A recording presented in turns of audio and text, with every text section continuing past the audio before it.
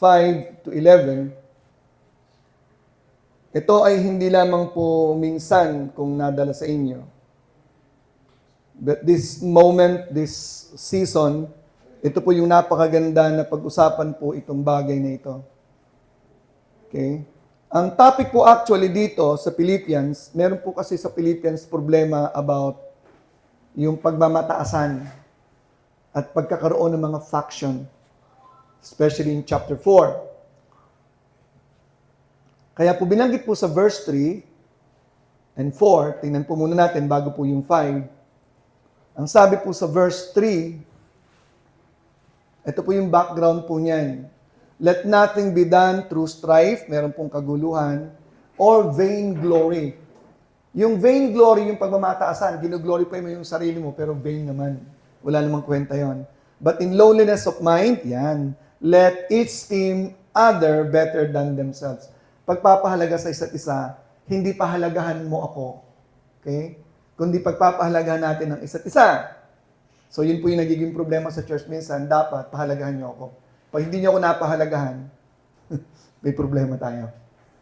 Kaya kung lahat po tayo ay may ganung klase ng kaisipan na pinapahalagahan natin ng isa, wala ko tayong problema sa totoo lang. So, kaya po nagkakaproblema kasi meron pong pride. Okay? Na nangyayari. Kaya po tinalaki po dito po ni Paul ang tungkol po. Okay, verse 4, tingnan po natin. Look not every man on his own things, but every man also on the things of others. Kasi tayo normally, masyado tayong preoccupied ng mga bagay patungkol sa atin. Okay? Kaya sinabi niya po sa verse 5, ito na yung solusyon. Let this mind be in you. Ano po ba yung mind na kanyang sinasabi na be in you?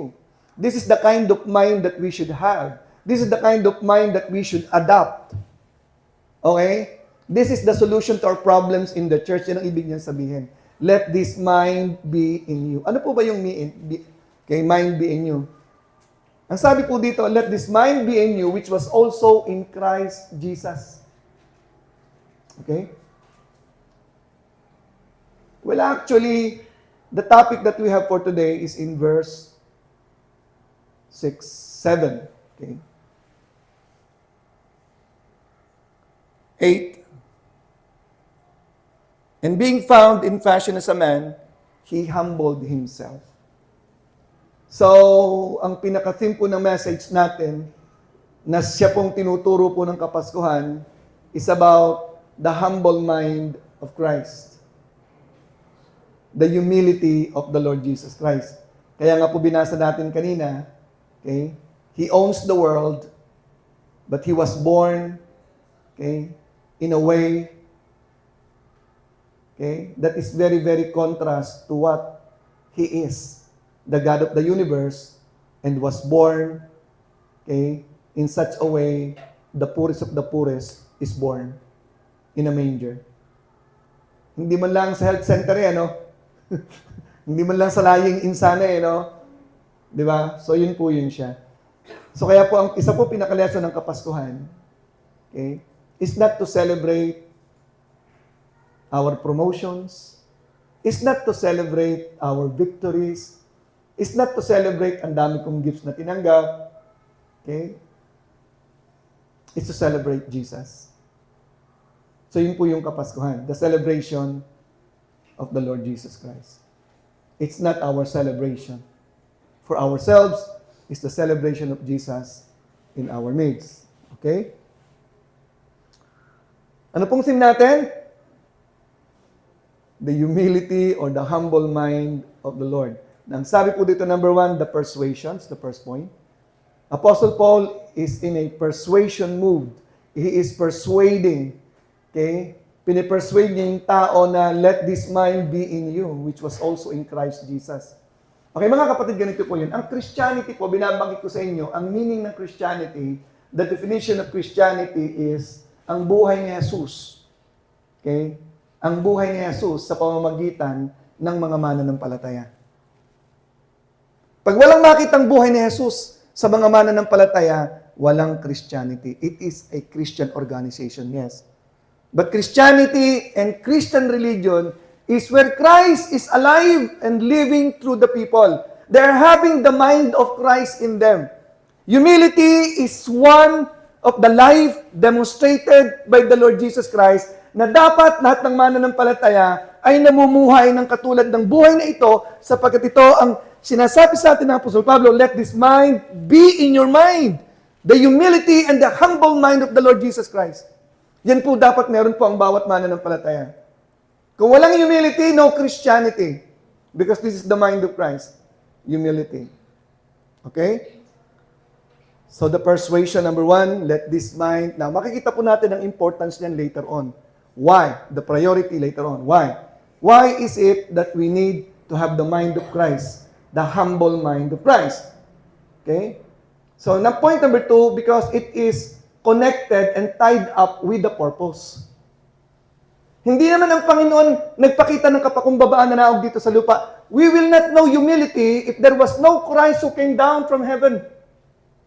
Okay? So, yung kanyang pagbaba dito is a demonstration. Okay? Later on, ipapakita ko po.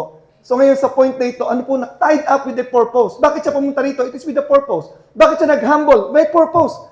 Hindi po tayo pwedeng maging humble just for the purpose of humbling ourselves. Meron pong connected purpose po yan, mga kapatid. Okay? So, humility.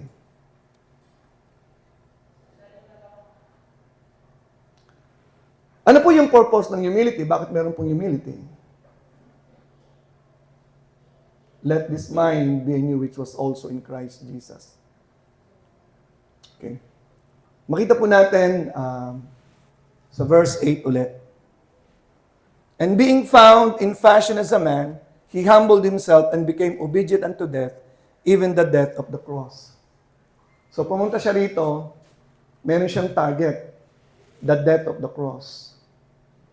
He became obedient unto death, even the death of the cross. Hindi siya pumunta rito para maging turista, mamasyal, makita ang Pangasinan, makita ang Bohol, makita ang Thailand, makita ang Malaysia. No, He created all those things. Pumunta siya rito with a mission in mind, to die on the cross. Okay? So, yun ang kanyang purpose. Ano pa sa palagay niyo yung kanyang purpose? Verse 11, Philippians 2:11, ito po yung sa purpose niya. The glory of the Father. Hindi lang ito purpose niya, okay, na matapos siyang ipako sa cross, mag-glorify ang Father. Yes, the greatest glory is when He died on the cross and He rose again. Okay? But in John 17:4, ito yung kanyang naging buhay. Ang kanyang humility, ang purpose niyan is the cross. Pangalawa, the glory of the Father. He lived His life glorifying the Father. I have glorified Thee on the earth.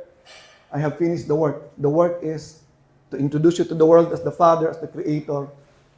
But I live my life glorifying You. I live my life a life of obedience to glorify You. So yun po yung kanyang purpose. Okay mga kapatid, nais ko sabihin sa inyo, bawat isa sa atin, kung Kristiyano ka, may purpose ang Panginoon sa iyo. Kaya iniulit ko sa inyo, yung sinabi ng Panginoon, let Him deny Himself, take up the cross, and follow Me. Ang kanyang pinabibitbit sa atin, take up your responsibility, take up your mission, and follow Me. So, bawat isang nagsasabing Kristiyano, merong pinagagawa ang Diyos sa iyo specifically, at yan po ay tied up and connected sa church mo. Okay? So, hindi pwede na ikaw ay Kristiyano, wala kang church. At hindi pwede nag-church ka, wala kang pakialam kung anong responsibility mo sa church mo, meron yan. Okay? So, at nakakalungkot po, maraming Kristiyano nagkikreate ng kanilang purpose, nagkikreate ng kanilang gustong gawin sa buhay. Who you? Di ba? So, God created you definitely for a purpose. Kaya nga sinasabi ko nung una, the greatest meaning of success for the Lord Jesus Christ is when He died on His cross. Not because He endured the pain, no. But because that is His purpose even before the world began, that He will come down one day and die on the cross. And dying on the cross, for the eyes of others, for the eyes of the world, those who crucified Him, those who orchestrated His crucifixion, He was a victim. But for Christ, He was a victor. For the leadership in Israel during those days, okay, kawawa siya, nabiktima namin siya. We're able to get rid of him. He is our headache. He is our problem. Now, we are victors. No, sir, no, ma'am. The victor was the Lord Jesus Christ because He fulfilled His purpose. And He cannot do that without humility. And you cannot do your purpose without humility also. Kaya ang message na ito napaka-importante. Di ba? What makes us disobedience? It's pride. Okay? It's pride. Sabi po ng isang writer na gusto kong banggitin sa inyo, kanyang sinabi, ako asang St. Augustine. Sabi ni St. Augustine, very striking. It was pride that made angels into devils. And it is humility that makes men as angels. Ulitin nyo. It is pride that made or turned those angels into devils. It is going to be humility that will make you as angel. No humility, you remain to be a devil. You're like a devil. It's only by humility that you can be as angel. Amen to that.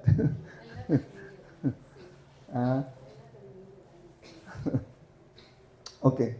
So, ang purpose po ng Panginoon is the cross. Kaya siya lagi pong tied up. Ba't ka nagpapakumbaba? Para lang maging mababa ka? No. May purpose kasi yan eh. Di ba? Like Christ. Ngayon, ang pagiging humble po mga kapatid, hindi po yung magiging humble ako, tatahimik na lang ako. Hindi po ganun yun. Ang pagiging humble, ini-imitate mo yung humbleness at yung humility ni Christ. It's by imitating the mind of Christ.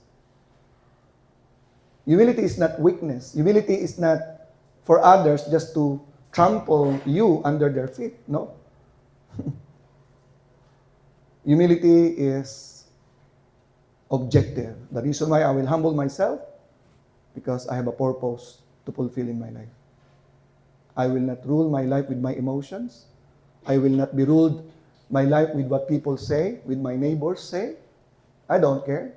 I have a mission to fulfill in my life. And that is my cross. Nung ako'y nagsisimula sa paglilingkod sa Panginoon, okay, with my background, wala yan. Nangangalakal na lang yan sa ginagamit niyang salita ng Diyos sa pangangalakal. Tsaka magpapasto pa ba yan? Gulo ng buhay niyan.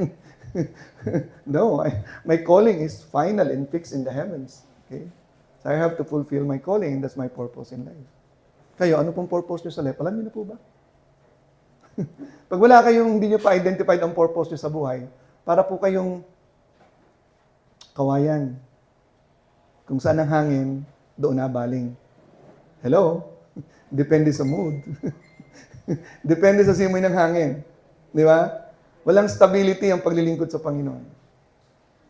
Okay, so, the humility of Christ is tied up with the purpose. The cross, the glory of God. Okay? And then, another thing about the purpose, I will let you see the picture of humility as demonstrated by the Lord Jesus Christ. Anong point? Number 1, the persuasion. Let this mind be in you, okay, which was also in Christ Jesus. You grasp that. You integrate the mind of Christ. The humble mind of Christ must be in us. It is tied up with the purpose, the mission, the glory of God. He lived his life glorifying God.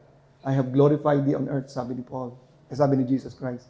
And then thirdly, I would like you to see, ano ba yung picture? Ano ba itong ibig sabihin ng humility? So Christ originated actually humility in a very, in the clearest way. Okay, ganito po yun, no? Balikan po natin sa verse 5. Let this mind be in you which was also in Christ Jesus. Verse 6. Verse 6. Who being in the form of God, okay? Who being in the form of God, thought it not robbery to be equal with God. So in one word, okay, ang ibig sabihin po, ito po yung principle ng condescension. Ang ibig sabihin po ng condescension is to descend. To descend to a formal or less, a formal or less level. Okay? Yung pagbaba mo, bumaba ka. Condescending, the condescension of the Lord Jesus Christ. Who being in the form of God. Okay, sino po sa inyo nakakatanda ng Greek word ng form? Binanggit ko po yan ng ilang beses eh.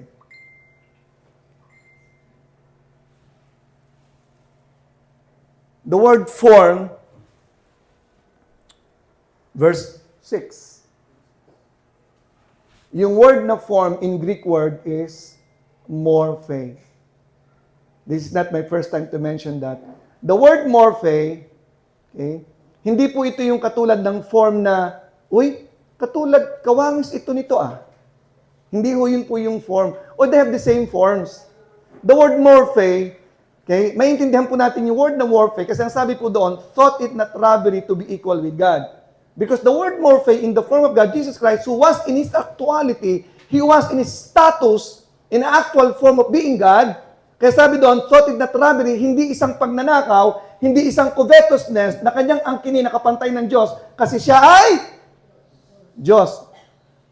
Ang seryosong nag-aaral ng Biblia na hindi naniniwalang si Kristo ay Diyos, yung talatang yan ay sapat na para magsabi na si Kristo ay Diyos, who being in the form of God. The word form of God, morphe, is who having the same substance as God. Okay? Number one, pag sinabi natin humility, meron pong tinatawag na condescension. Nag-condescend po siya. To descend to a lower or less level of dignity. Okay? Naging ano po siya? Who being in the form of God, thought it not robbery to be equal with God, but made himself of no reputation and took upon him a form of a servant, and was made in the likeness of men. So siya po ay, doon po yung sinasabi na nagsakatawang tao. Okay. 1 Timothy 3:16. Tanda mo sa lesson natin. Basta 3:16, ano po yan? That's remarkable. Lahat pong 3:16, meron po siyang significance. John 3:16, 1 John 3:16, 1 Timothy 3:16, 2 Timothy 3:16, Colossians 3:16. Okay. Okay. And without controversy, great is the mystery of godliness. God was manifest in the flesh. God was manifest in the flesh. Sino ba yung God that was manifest in the flesh? Natural, ang Panginoong Kristo. So, the word condescending is dating Diyos, bumaba siya in the form of human. And being found in fashion as a man. Ang sabi doon, yung kanyang pagiging tao, hindi po kunya-kunyarian. Kaya nga po si Jesus Christ is 100% God and 100% human. Pag sinabing 100% human, nagugutom, okay? Nalulungkot, umiiyak, nasasaktan. Human yan eh. Nadudumihan din. Human.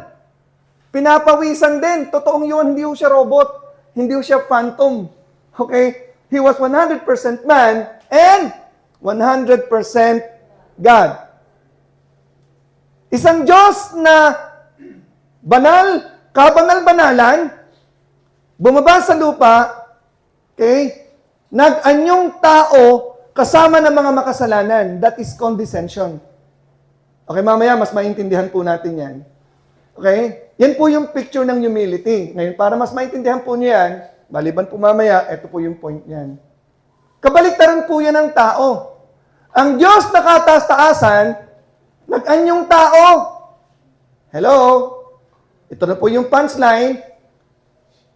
Ang tao sa lupa, kaya tinuturuan ng humility during Christmas time,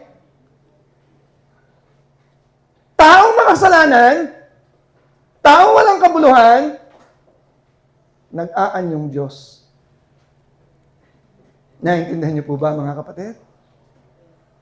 Gusto ng tao laging iaangat? Gusto ng tao lagi siyang pupurihin?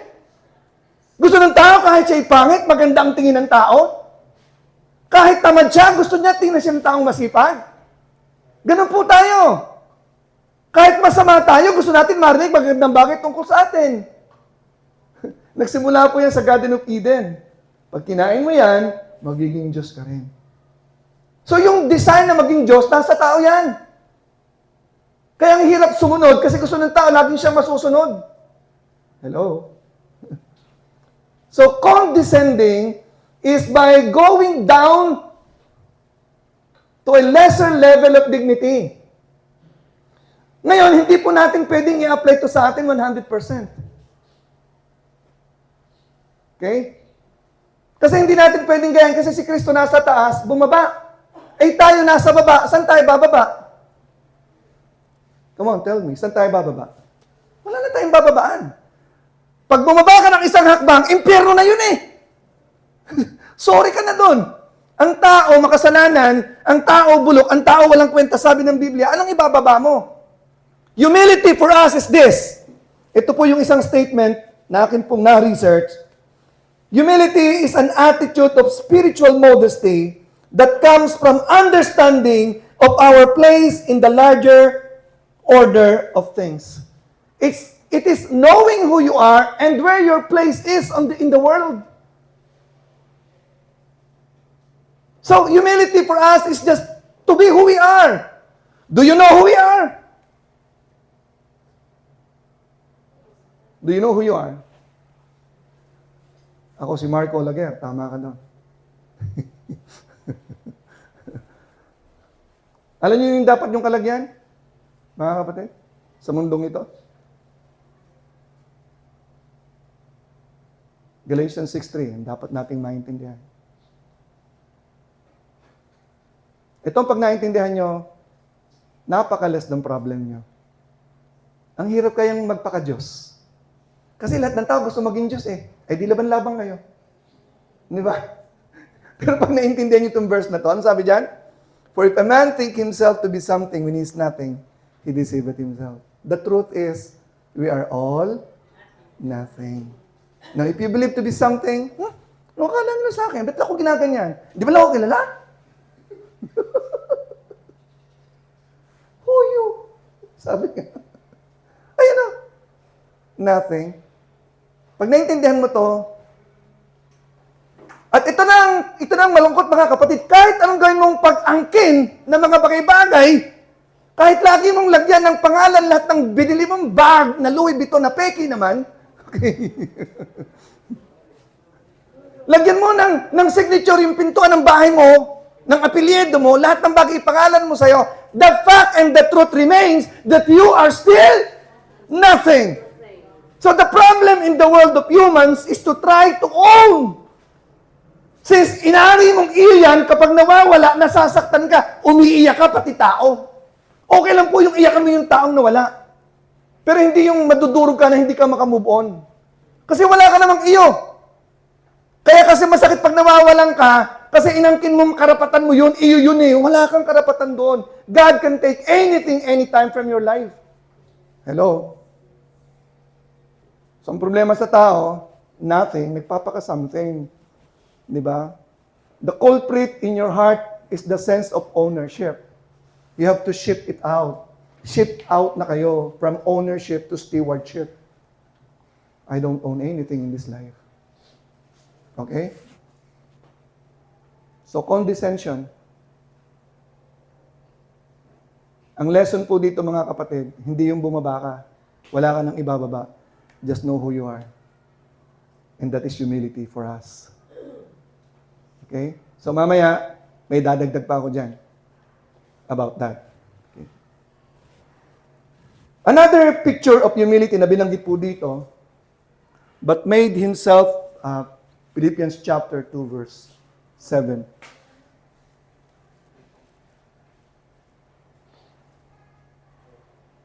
But made himself of no reputation.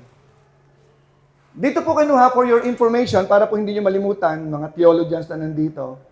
Ito po yung tinatawag sa chapter na ito po yung tinatawag na sinasabi po sa Tagalog na hinubad niya ang kanyang pagka-Diyos. Pero sa totoo lang po, maling statement po yun. Nung si Kristo nagsakatawan tao, hindi niya po hinubad ang kanyang pagka-Diyos.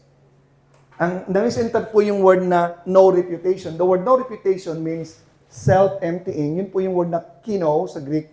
Kenosis. The kenosis. Okay. Kenosis is the self-emptying of the Lord Jesus Christ. It is His abandonment of His reputation as God, His reputation as King. Okay? Yan ang kanyang reputation. He created the world, the galaxies, the stars, and the moon. He is the sovereign God, the Most High God. Okay? That is His reputation. He is the Lord of Lords, and He is the King of Kings. Okay, alam po natin yon. But He took upon Him a what? Anong sabi doon? Sa verse, but made Himself of no reputation and took upon Him what? The word form again is not the same as form na katulad. The same thing word ang ginamit, who in the form of God, He took upon Him a form, the same word, the morphe thing. Yung kanyang pagiging servant, hindi po kunya-kunyarian. He made Himself an actual servant. Nakita niyo naman siguro yung kanyang pagiging servant. Nagugas siya ng mga paa ng mga alagad niya. Hindi po siya talagang nag-serve siya sa tao. Okay? So humility, the picture of humility is condescension. It is bumababa ka into a lower or less level of dignity. He became a man and found in fashion as a man. He made Himself of no reputation. Okay? Tinanggal niya yung kanyang reputation as God. Okay? At ginawa niya siyang servant. Hindi man lamang na ginawa ang sarili niyang ordinaryong mamamayan o ginawang mayaman sa bansa sa mundo. Servant pa ang kanyang pinili. The lowest form of humans na maging servant. Okay niyo po yung point? Yun po yung ibig sabihin po ng humility. Okay? Hindi po katulad natin. Anong trabaho mo? Nasa City Hall ako nagtatrabaho eh. Ah, ganun ba? Hindi, tanong kasi anong trabaho mo eh. Sa City Hall nga. Ano ka ba sa City? Ano ba ito sa City Hall? Pare kasi ayos eh. Janitor kasi sa City Hall yan eh. Pero ang ganda pa kaya ng City Hall, no? Saan trabaho sa City Hall? Ang trabaho mo doon? Sa City Hall nga eh. Ayaw aminin kasi nahihiya siya. Kasi mababang klase. Pero ang Panginoon, hindi po siya nahiya na siya maging servant ng mga tao. Lalo ng kanyang mga alagad, na kanyang pinamumunuan. Okay? Di ba? So, kung ako po ay nagluluto sa bahay at kumakain po kayo doon, naglilingkod kami, eh yun po ay walang kamagay-bagay sa atin yun. Di ba? Kung gusto niyo, pagdating niyo, hugasan ko pa yung mga paa niyo eh. Di ba? Kapal niyo na nun? Hindi, joke lang. Okay. So yun po yung tinatawag na humility. O, so ngayon, again, humility for us is just to know who you are and live with that aspect. At kung meron kang ipagmamalaki sa sarili mo, not anything about you, but the very presence of the Lord Jesus Christ. Amen? So yung kakalimutan ng lesson ng Pasko, ngayong Pasko, yung humility lesson, Christ was born in a manger, and the very lesson that Christ is teaching us is about His condescension, was made in the likeness of man, okay? And then the kenosis thing, the self-emptying, He has no regard of His reputation. Naging servant, the owner of the universe, di ba? Okay? Naging servant siya. So yun po yung tinuturo po ng baby in a manger. He owns the world, but He was born in a manger. Away in a manger. Susunod. Lay down His sweet head, the little Lord Jesus. Lay down His sweet head. The stars in the sky look down where He lay. The little Lord Jesus sleep on the hay. Anong kanyang tinulugan? Dayami. Hay. Di ba? So, yun po yung picture ng tinatawag nating humility. knowing who you are, and the only value that you have in you, that you will be proud of, if you want to be proud of yourself, it's because Christ is in you. Christ is in me. That's the only thing that I can be proud of my life. That's the only thing, and yet the greatest thing in my life, that I can be bold in my life, that I can be confident in my life, is that I know that Christ is dwelling in me, but in me I am nothing. Amen? So yun po yung tamang assessment ng tinatawag na humility. My true value as nothing will not come from anything.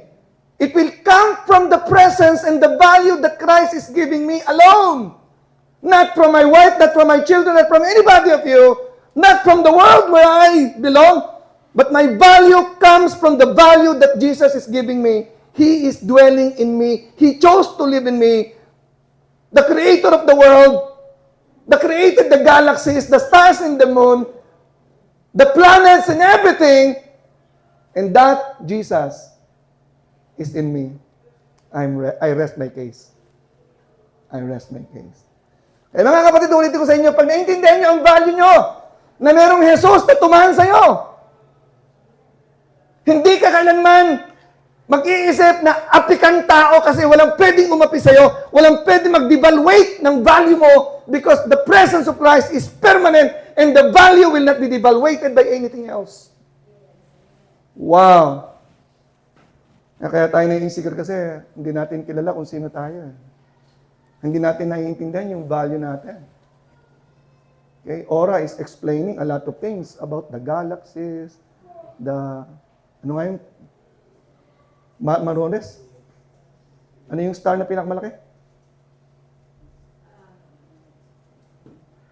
Sharon Cuneta yan mega star Sharon Cuneta yan Ganis Majori.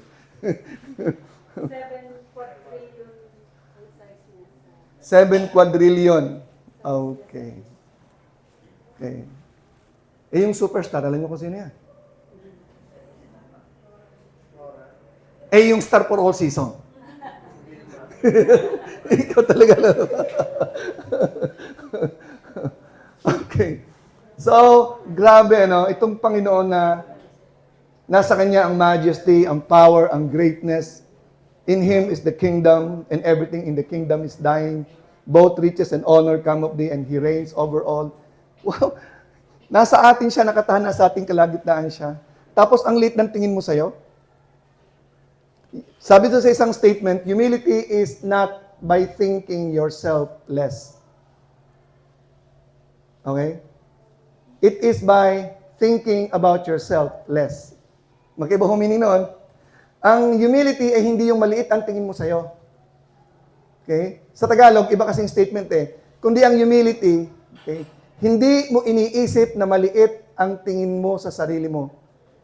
Kundi hindi mo masyadong iniisip ang sarili mo. Yun po yung humility. Yun po yung sinabi kanina sa Philippians chapter 2, verse 3.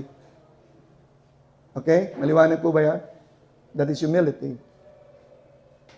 Okay, ano pong una? The persuasion. Let this mind be in you, which was also in Christ Jesus. Capture the mind of Christ about humility. Let this mind be in you. Number 2, naipakita ko po sa inyo, is tied up with the purpose, the cross, and the glory. Number 3, the picture of humility. The condescension and the kenosis.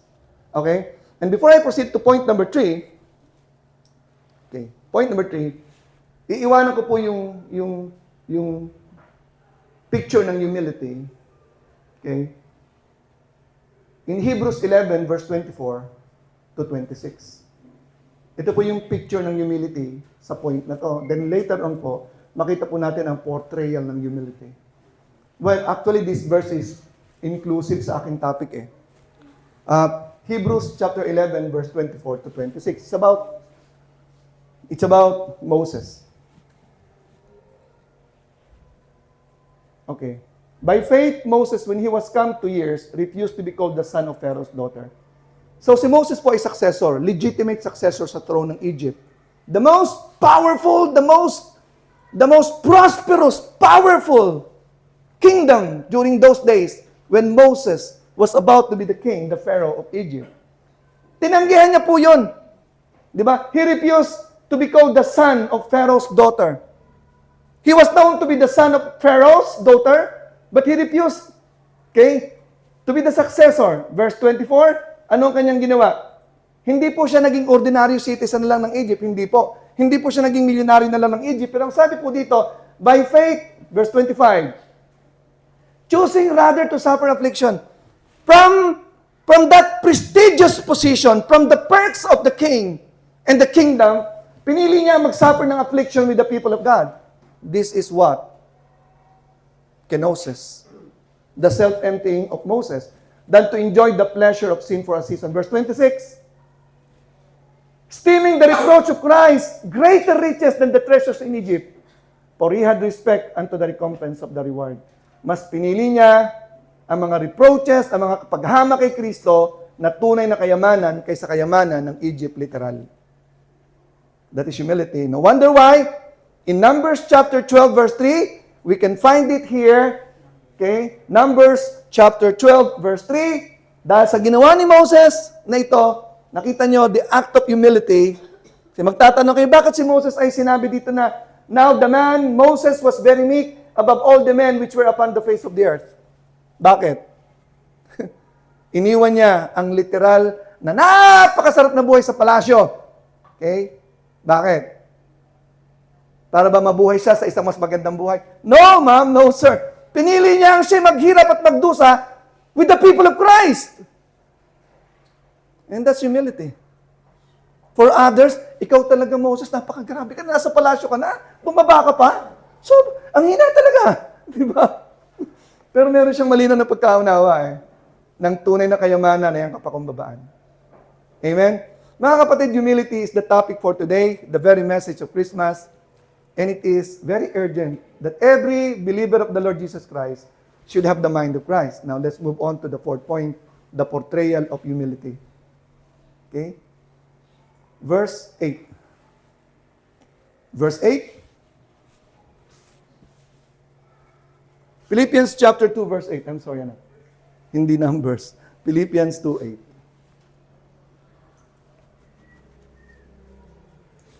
Ito na po yung portrayal and the consequence itself of humility. Okay? How are you going to portray or demonstrate your humility? Kevin, are you humble? Oh, okay. Hindi daw. Pakita sa kamay ng mga humble dito. Wala palang humble dito. Okay. Mukhang nakikinig kayo sa message ko, ha? Para dun sa hindi nakakarinig, meron kasing nangyari na nagbigay ng award yung pastor. At ito pong the most humble award ay ibinibigay po natin kay Dennis Garces, ang ating pong punong diakono. Takbo si Dennis Garces. Buti na lang sa akin binigay ito kasi sa akin pagkaunawa ako talagang pinaka-humble dito. Binawi ho ng pastor eh. Sorry po, nagkamali ako. Okay. Okay. Okay. So pinapakita po natin ang ating humility, hindi po dahil sa mga trophy, I'm the most humble, you see that? Nakita nyo, napaka-humble ko. Narinig nyo, sinisigawan ako ng asawa ko, pero hindi ako nasagot. Di ba? Pinaglalaba ko ng asawa ko, pero okay lang sa akin, hindi ako na, humble kaya ako. So, hindi ho yun ang humble. Ang humble na tao, sabi dito, and being found in fashion as a man, he humbled himself and became obedient. Obedient saan? Sa kanyang purpose, sa kanyang mission, the death of the cross. Hindi po ibig sabihin na he became obedient even in the midst of sufferings and pains.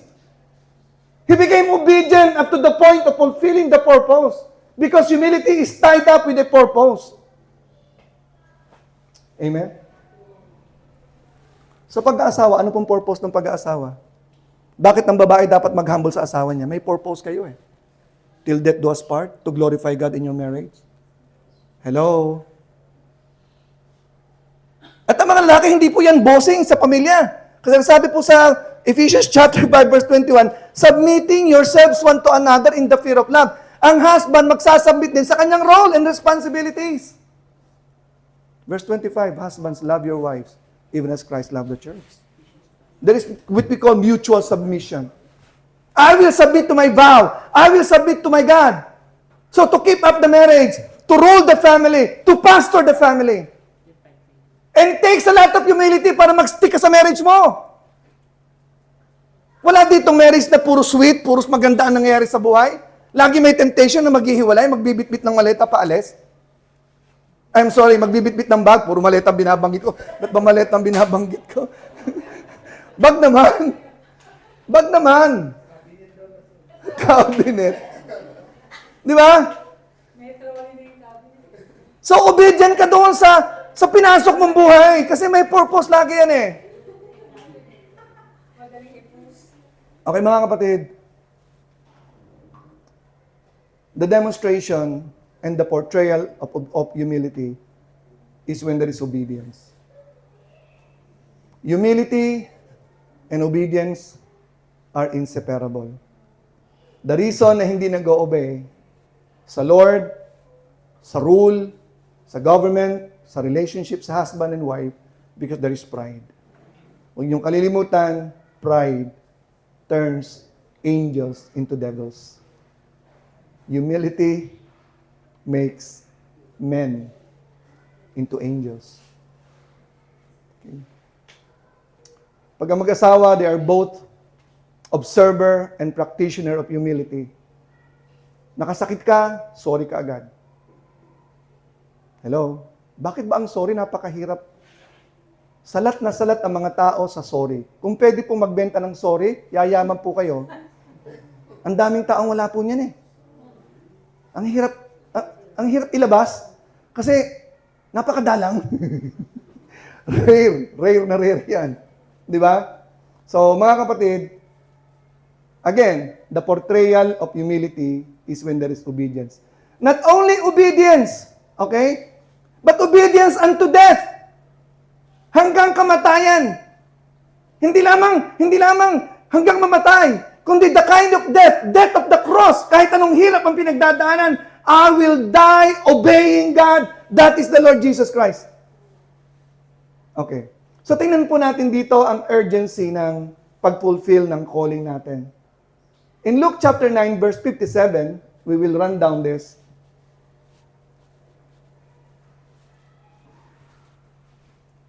Luke 9. Tingnan po natin dito ang ilang mga hadlang sa mga pagsunod sa Diyos. And it came to pass that as they went in the way, a certain man said unto him, Lord, I will follow thee whithersoever thou goest. Lord, susunod ako sa iyo. Kahit saan tayo pumunta, kahit saan tayo nakarating, susunod ako sa iyo. Sabi niya. Sumagot ang Panginoon, di nga. Sure ka? Verse 58, sabi ng Panginoon, Verse 58.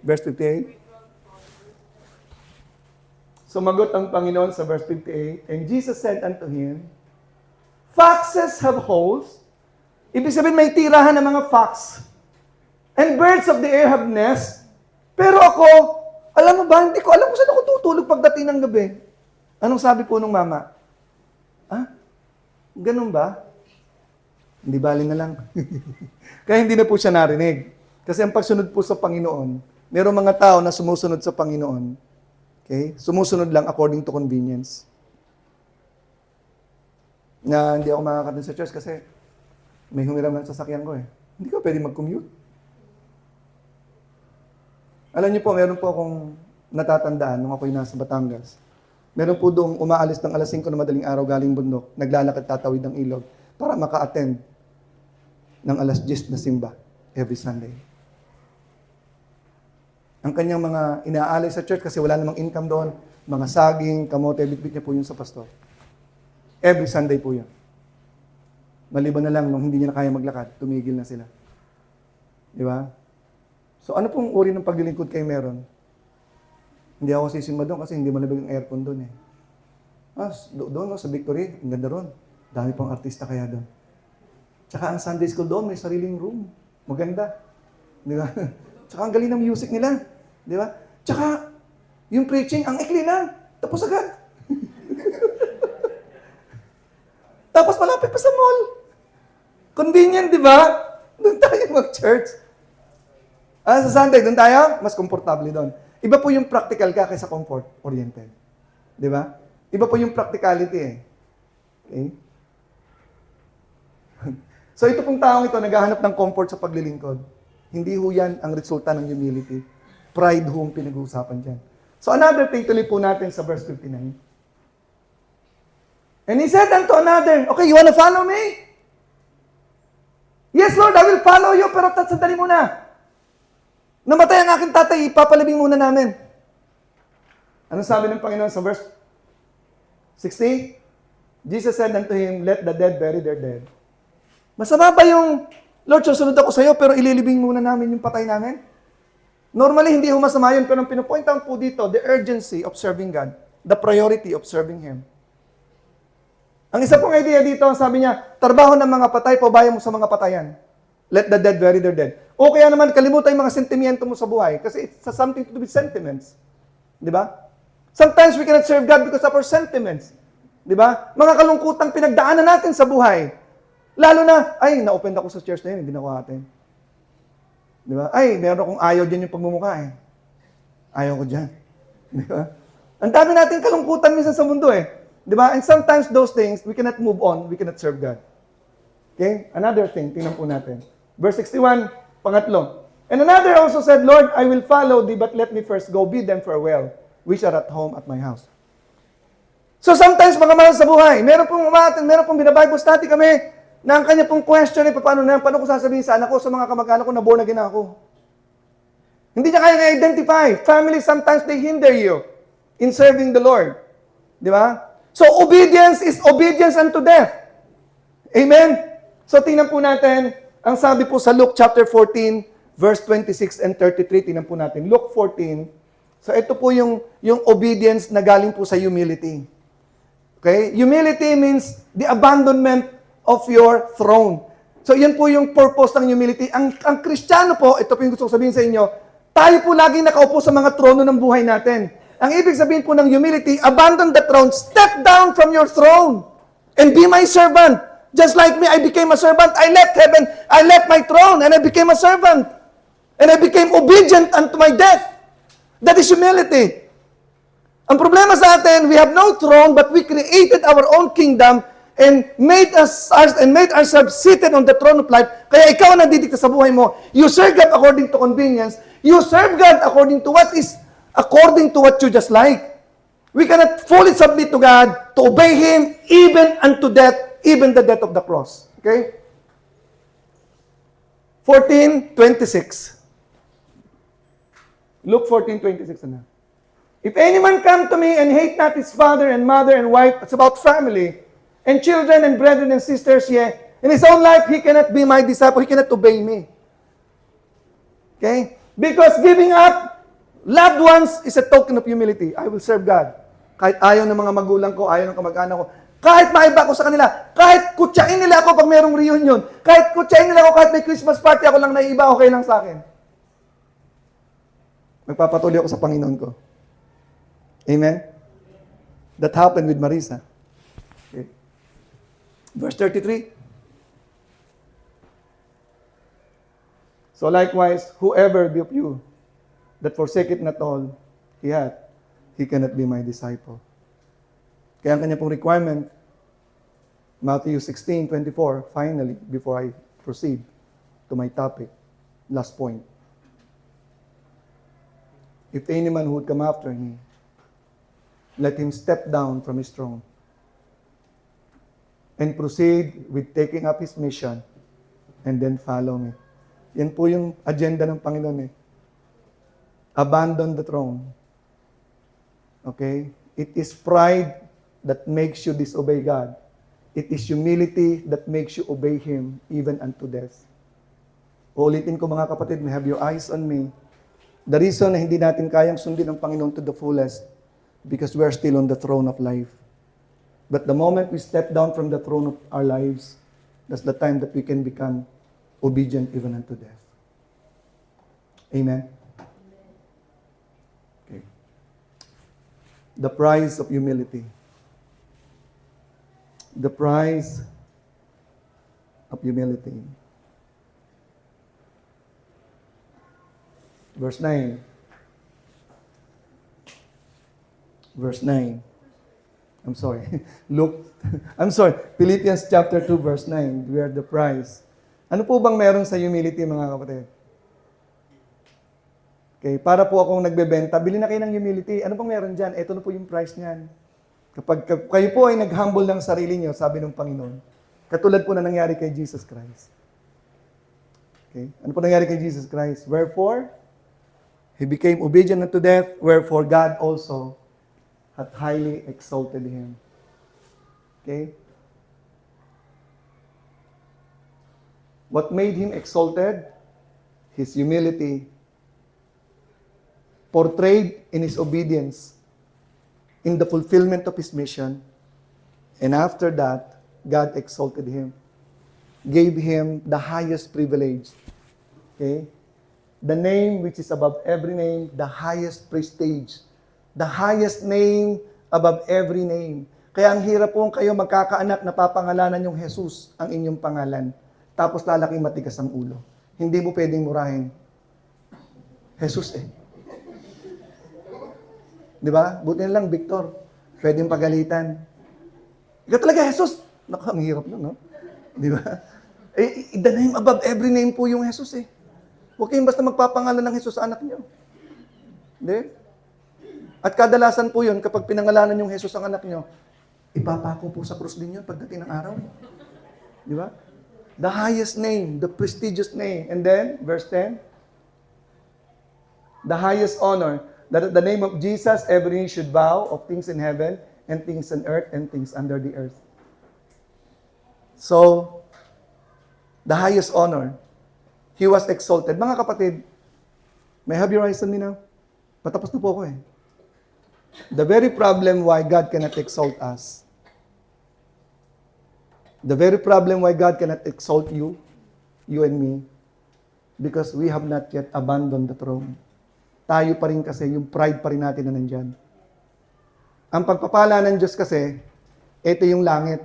Ito yung langit eh. Ginawa mong Diyos ang sarili mo, above heaven ka. Eh, ang pagpapala ng Diyos, nandito sa langit, pababa sa lupa. So, hindi ka maabot kasi ang pagpapala ng Diyos, hindi pwedeng umangat eh. Pababa. Kaya dapat bumaba ka, maging servant ka, para bumuhos ang pagpapala sa'yo. Kung anong meron ka dito, hanggang doon ka lang. Kung anong nabitbit mo pataas, yung yaman mo, yung galing mo, yung prestige mo, dito ka lang, pero yung blessing ng totoo ng Panginoon, hindi bababa sa'yo. Huwag mong balik na rin.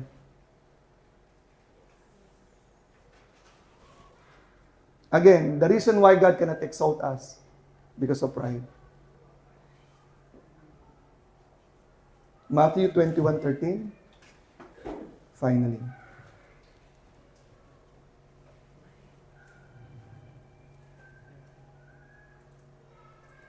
Ito po yung statement ni Jesus Christ.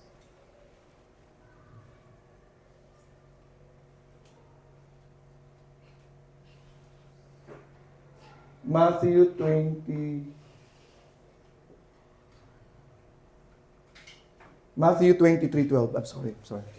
Nabaliktad. Ilipat mo yung, i-rumble mo yan. Ay, Matthew 23:12. I'm sorry, Matthew 23:12. And whosoever shall exalt himself shall be abased. Sige. Patuloy niyong itaas ang sarili niyo. Huwag kayong sumunod sa Diyos. Huwag kayong magpakumbaba. Ang taong obedient, humble yan. Masuno rin. May servanthood spirit yan eh. Okay? But whosoever shall exalt himself shall be abased.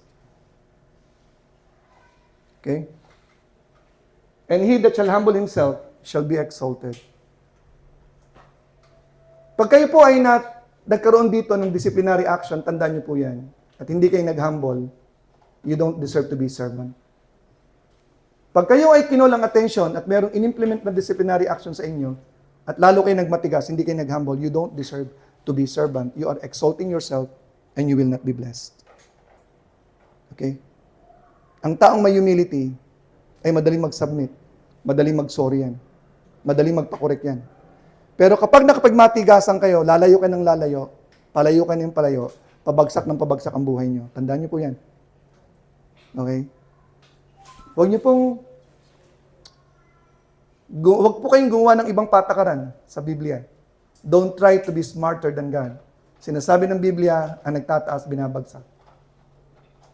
At ang nagpapakumbaba, itinataas. Hindi po pwedeng baliktarin yun eh. Batas po ng Panginoon yun. Okay, mga kapatid.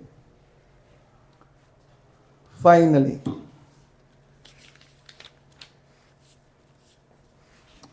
another statement that I would like to leave with you. Hindi ko po na-record dito ang author po nito.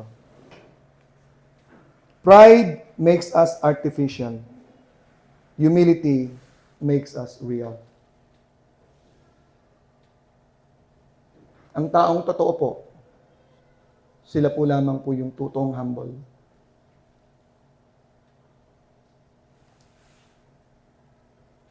Pride makes us artificial. Humility makes us real. And the greatest thing about humility is this. The verse that I would like to leave with you, and for you to take home with you, and for you to meditate it, is Isaiah 57, verse 15. A very famous verse.